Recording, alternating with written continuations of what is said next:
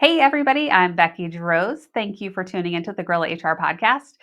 For our current event today, I want to talk about a survey that I just saw some data from, and that was the Towers Watson 2025 Benefits Trend Survey. And this is not going to come as a surprise to any employer, but rising benefits cost is one of the biggest issues that employers are facing right now. And of course, it creates issues for employees because then sometimes that cost gets passed on to the employee, or maybe the value of the plan, the actual benefits aren't as rich. So lots of different things happening there. But really, what I thought about in seeing that is that employers who are working with their brokers to select their benefits need to make sure that they're working with a broker that they like and that really understands their organization. They should understand what your value proposition is, what kind of employer do you want to be, and make sure that you are using your funds and picking benefits in a way that makes sense. So, unfortunately, I don't see our benefits costs going down anytime soon. Obviously, in this current environment, if anything, they're going to continue to go up. But there are some things employers can do. So work with your broker, get creative, and make sure you're using your funds to the best of your ability, and in a way that is going to be attractive to your employees. All right. For our episode today, we have Anu Jassal. She is the owner and president of TeamLogic IT. She is a wealth of knowledge when it comes to technology and in providing support to small businesses. So I am very excited to have Anu with us today. Anu, thank you for being here. Thank you so much, Becky. Thank you for inviting me. Yes. So I know you and I recently spoke, and there were so many things that popped into my mind about the IT world and cybersecurity. And I said, I don't have to wonder about these things. I have an expert that I can talk to. So today I'm going to hit you up with just with some of the things that I've thought about. So, one of the things that I see in the media is organizations that have data breaches, or I get stuff in the mail all the time that's like, hey, you're being offered this, or join this class action because your data's been like your Mhm. data's out there. And half the time I'm like, I don't even know what this company is. Like, what am I getting this for? So I see these things about data breaches and things getting out there. And so in my mind, those are certainly like big, huge companies. But I think this is a concern for any company. So what should employers be doing to protect their data? What do they need to know? Absolutely. And you have hit it right on the head, right? The corporates and bigger organizations, they get breached, yes, and they are in news. But what about the small businesses? Hmm. They are even more vulnerable because they don't have the right tools, they don't have IT teams. Hmm. So what the bare minimum that small businesses can do is, first of all, employers have to be responsible. They have to train their staff. Hmm. That's the most important thing. And then start very small. Start with having strong passwords. Have that regimen said that you have to have strong passwords, and Hmm. talk to your IT provider, a managed IT provider like TeamLogic IT. Ask them, how can I make strong passwords? We have password managers, vaults that we can provide them to keep their passwords in. Yeah. Then cybersecurity, the way it works is it's in layers, right? If one layer gets breached, you have the next layer. So you have to have the defenses in layers. So password comes the first, and then have another layer of multi-factor authentication on top. Have firewalls, have antiviruses, email filtering. So there is so much you can do to Hmm. protect your data. So the best advice I can give to small businesses, don't take it light, right? Hmm. Your business is standing on it. Yeah. Take help of IT providers. Talk to me or talk to any technical advisor who can guide you Yeah. how to protect your data. So that's where I would start with for small businesses. And tell me a little more. So the multi-factor authentication. Yes. As a user, I know Hmm. sometimes I'm like, ah, like I just want to get into this Yeah, website and I'm just trying to see what I'm trying to see. But it really does add a lot of security by doing that, whether it's a text code or an email code. Like that is like actually really good protection. absolutely. So think of this: if somebody gets hold of your username and your password, now if you have another third attribute added, which is multi factor authentication, Hmm. you have your phone, or it could be a FIDO key, a physical device. They There is a very low probability that they will get hold of that also. Hmm. And that way you're protected. So even if your username and password is leaked, if you have multi-factor authentication, you are still secure. Okay. Now I'm going to take it like down to a more simple level. So like I do a lot of work in Excel. Maybe I shouldn't be admitting this. So I do a lot of work in Excel and I will password protect documents before I send them. Does that, I mean, I feel like that's helping because if I were to inadvertently send it to the wrong person, or even if the company were to send it to the wrong person, like they can't get into it at least. So is that at least something to like make me feel good? Yeah, it is. And that's a great question. So even within the companies, I would recommend, again, to work with your IT provider, have some governance, some policies in place, right? Role based access. Who has access to what? Like if you're sending it to someone, first of all, make sure that you are using the right encrypted way to send your information across. It's not just a link that you're sending to someone. Yeah.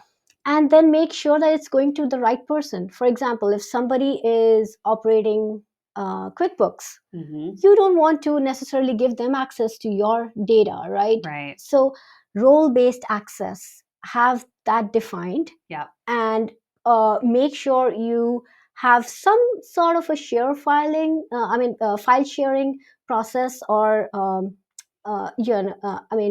something in place where you can securely share your files, your information. That's a good point you bring up too, because even with sometimes I'll go to attach something or send it and it will say this is too big, so it's going to be sent as a link. Yes. And that always makes me nervous because then it is that whole idea of, well, anybody with the link can access that document, compared to if I send the document, yes, I understand like it can be accessed, but I feel like some of those, it makes me nervous. Right, and there are many ways you can, share your important or sensitive information. And there are financial advisors, many financial companies that use platforms that are specifically meant for this purpose. You don't want to share that sensitive information across just with a link or unsecured. So again, you can talk. I can discuss with you more on what are some of the ways to securely share file and your information. But it can be done, and so you want to make sure you're taking those precautions. Yes, and that's one of the things that the small businesses can do to protect their data. They can we can talk about it. It's again a different topic altogether.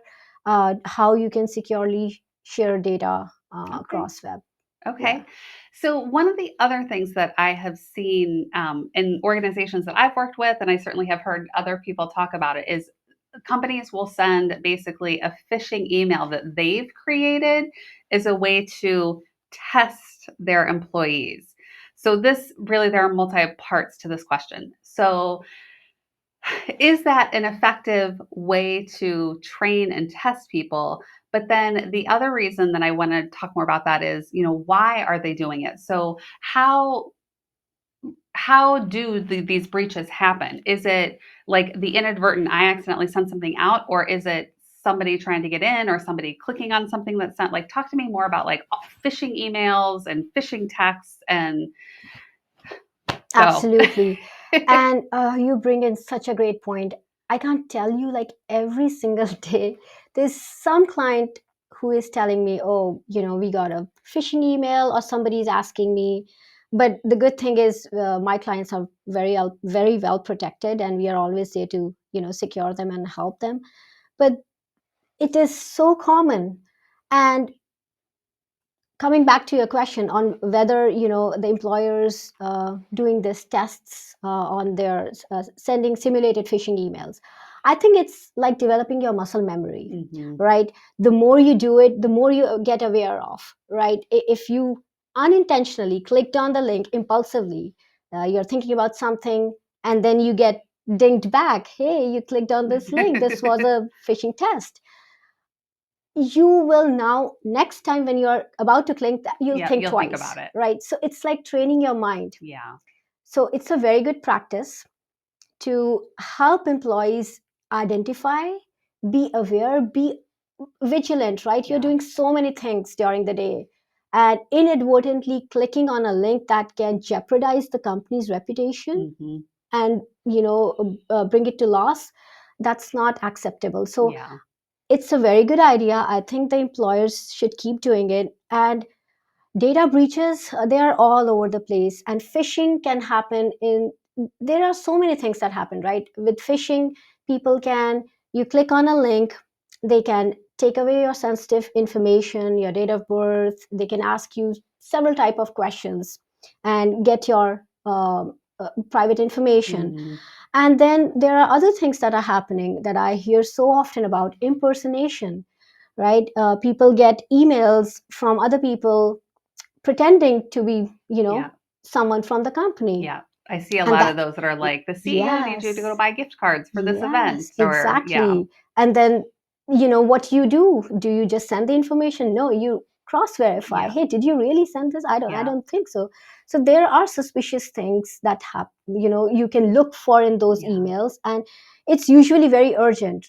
And it's kind of weird also. You'll think about, okay, I know this person, and like Yeah. someday if I get an email from you and you're saying, hey, I'm going to OMB, can you just give me a gift card? Yeah. Yeah. So you have to be careful about what type of emails you are Yeah. getting, uh, and just cross verify, Yeah. have a second level of approval, I would say, before doing anything, Yeah. especially around money or wire transfers. Yeah. Just be vigilant and careful. Yeah, I think that's really hard. So in my mind, in the workspace, to me, that's, I'll say, easier, because some of those things where it's like, yeah, is this the way this would really happen? And Right. would this person really ask for these things? But even now, like in personal life, I get so many things that I'm like, wait, is this something real? Is this not Yeah. real? And so, I mean, there's so much that's not. Um, but I'll tell you, even there were text messages going around about paying a toll. And the funniest thing, Yes. I was in Illinois, which has tolls, and I was in a rental car, Yes. and I got the thing that says like, "Oh, you have this unpaid Illinois toll," and I clicked on it, and then I thought the rental car does this, and so it just gave me pause for a second, and then I went back, and had I not been traveling, I would have just been like, delete, Right. But because the circumstances lined up that I had actually been in the state, it was like, oh, is this real? Right. And fortunately, my senses Yeah. were like, I don't think this is the way this is supposed to work. And Yeah. but The, some of them look so good. oh yes, with AI, I'm telling you, it's getting so much real. It's just getting, the more we are building our Yeah, defense against it, they are also getting smarter and yeah, smarter, right? yeah, So I think one another way that you could, I wouldn't say that completely prevent, but at least protect yourself, is by having some email filtering. hmm, There are such good platforms these days that would filter for malicious PDFs or attachments yeah, and links. Use them. yeah, They are there to be used and to protect you. yeah, At least you can eliminate some of the things. yeah, And then training is on yeah. top of Because that. there's just so much. There is so much. It's hard. It is. It is. So you just mentioned AI. So let's Yes. switch gears for a minute. So I recently attended a session. It was actually hosted by the Wexaw Business Association for their members, and they had Wilhelmina Gripper come, and she talked about using AI as a marketing tool. Mm. And I have to say, like it just completely blew my mind to see how effective AI can be when you basically feed it the right prompt. So I've used AI a little bit in my work, but it's been pretty limited. And I think of it as like, oh, make my dog look like the queen or something, something stupid. But it literally blew my mind to see how effective that can be when you ask for the right things and you have the right clarifying pieces to it. I was completely impressed. So AI is definitely transforming the way that we work. With some of your clients, what do you hear? Are people embracing that? Are they scared of it? Where are we going to go with AI? I think it's a mixed bag right now. Some of them are just embracing it. They want, hey, bring it all, right? And some of them are like, I am not very sure about this, Hmm. right? They are a bit um, doubtful about it, which is understandable. So it's hybrid, but I think AI is revolutionizing the Hmm. way businesses operate. It can make things so productive if you Hmm. use it the right way. Yeah. But for businesses, especially small businesses, I would say take baby steps. Yep. Even if you're scared, you don't have to embrace it. Just start Yeah. small, do a pilot, do a MVP, and then train yourself, your staff, and Yeah. see where it takes you. Yeah. Start automating little by little. Yeah. Start with Copilot. Yeah. Summarize your emails. Yeah. Have a Zoom companion. Summarize your meetings. You don't have to take notes. Yes. Just That I think is one of the best things is I just agree. See like, how much time saving. yes. You can Yes. focus completely on listening to the person while somebody is taking notes for you. Yes. I feel like a lot of the skills that I have are definitely replaceable by AI. There are some things that I think are not totally replaceable, but there are definitely things that I think like the technology and the data is out there. But I have the caveat that it's not always right. So I do a lot of work in the I comp agree. space, and one of the things that like will come back when I've played with it is call other organizations and ask what they're paying, and it's like, that's illegal. In general, that's illegal, Right. different circumstances and things. But, an individual calling up and doing that, or, it'll have something about the way that they paid somebody, or like, oh, just designate that individual as an independent contractor instead of an employee. And it's like, nope, that's not how that works either. So sometimes I will find some of those things where it's, giving bad information. That's right. And it is known to hallucinate. Uh, so I would say use AI, but don't blindly just Yeah. believe everything it says. Yes. Use it for if you want to make a PowerPoint, you Yeah. want to make a document, need to Yeah. summarize. Start with those things, and then you can build agents, just Yeah. like you were talking about the Yeah. marketing campaign. Yeah. You can build a marketing campaign, feed it the information, Yes. have a Amazing. data source, and then give it right prompts Yeah. to, and that's, I think, an advanced Yeah. step. Yes. But I would say I don't think AI is going to replace the experts, Hmm. people who are subject matter experts. You will still need people who are good at what they do. Yeah. It's just going to help you be more organized and more productive. You can output more Yeah. using AI, Yeah. but it's definitely not going to replace the experts. Yeah. I think that there are just it's amazing technology. I Yes. think it's just going to be amazing to see how it continues to change. And then, even just jobs that didn't exist in the past that will exist. And I Right. think while some things may go away, there's going to be other new things as well. Absolutely. It's crazy.